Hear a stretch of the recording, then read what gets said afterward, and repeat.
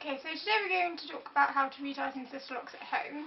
So this is the first DIY retightening that I've done, and we just wanted to share some of the things we've learned.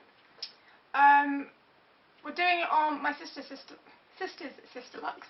She's had them for about 9 months now. She had them installed at the end of last year.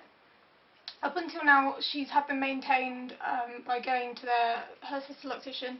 She's been retightening them for her. But this time we sort of decided that we'd try having a go ourselves and see how that goes.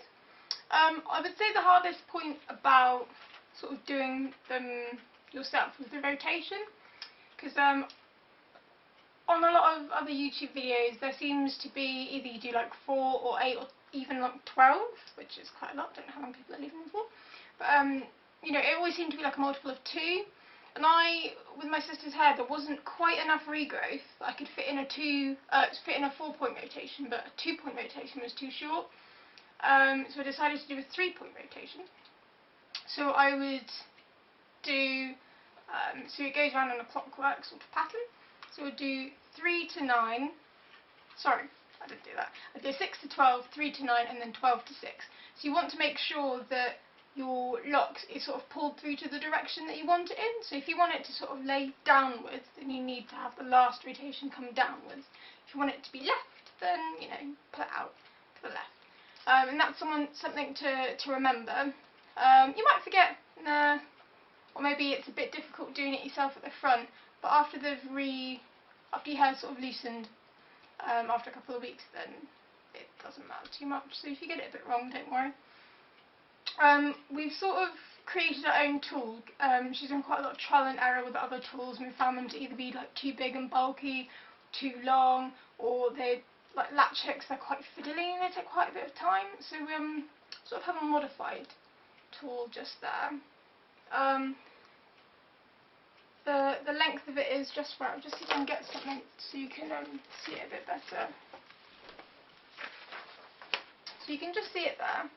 So the length of it is fantastic, especially for my sister's Sisterlocks, because they're only a few inches long at the moment. She doesn't have them for very long. So it's the perfect size to make sure that I don't accidentally combine any others with them, that I can fit them in well. And the eye, like for Sisterlocks, hers are quite thick.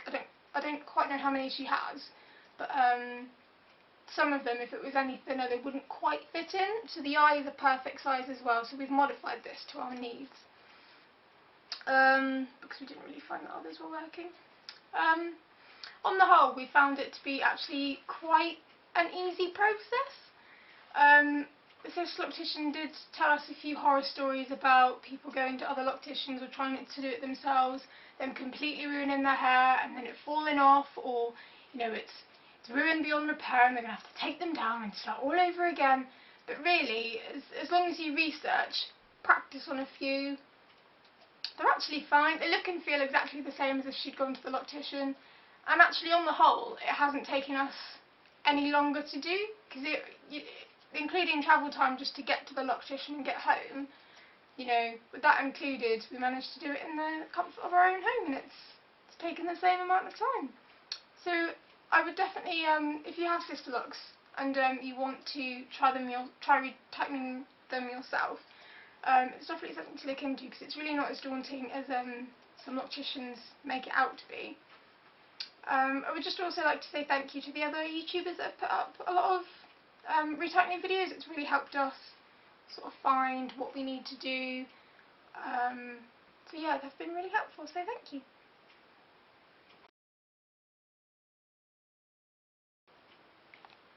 So as you can see, I've sectioned off the bits of hair that I'm not currently working on. These clips are smooth on one side and then they're toothed on one side. So you want to make sure you go in with the smooth side and then down with the toothed side. If you've got clips that have both sides and they're both toothed, I would not suggest using them, because they'll just catch the hair and you don't want to be ripping any hairs out. Sectioned off the hair line by line. This is how I've done her whole head. So as you can see, it's all been sectioned off. You can see the lines and the parts nice and neatly there. So I'm just going to show you a 3-point rotation. Just before I do, it's important to note that the rotation that you do is completely dependent on the hair growth that you have. So some people, after 6, 8, 10 weeks, depends how often you retighten.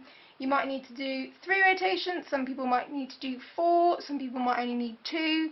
It completely depends on your rate of regrowth, and it is independent for everyone really. So just because I do 3 for my sister's hair doesn't mean that you will also need 3, you might need 4, or you might just need 2. So you'll want to look at the hair and see how many you think it needs beforehand. Alright, so I'm just going to show you a 3-point rotation. So we're going to do 6 to 12. And then 3 to 9. And then 12 to 6. And I've done 12 to 6 last, so that it lays flat, because you want your last rotation to go in the direction that you want the hair to lay in.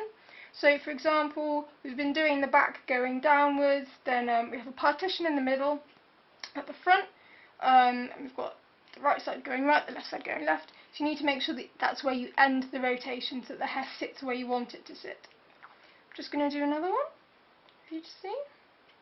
Just put the hair on the end of the tool. So we do 6 to 12,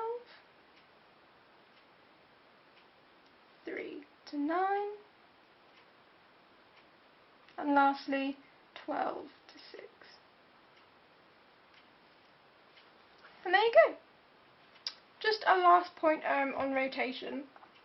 You want to make sure, one of the advantages of always finishing in the direction that the hair lays in is that you'll always know where you've finished, so that when you come to start do your next retightening session, you know where to start. Because if you start in the same place that you finished last time, you're going to end up with holes in your locks because you're not going around in a clockwork pattern, and you don't want to end up weakening your locks by creating holes. So you just want to make sure that when you start your next retightening, that you don't start in the same place that you ended.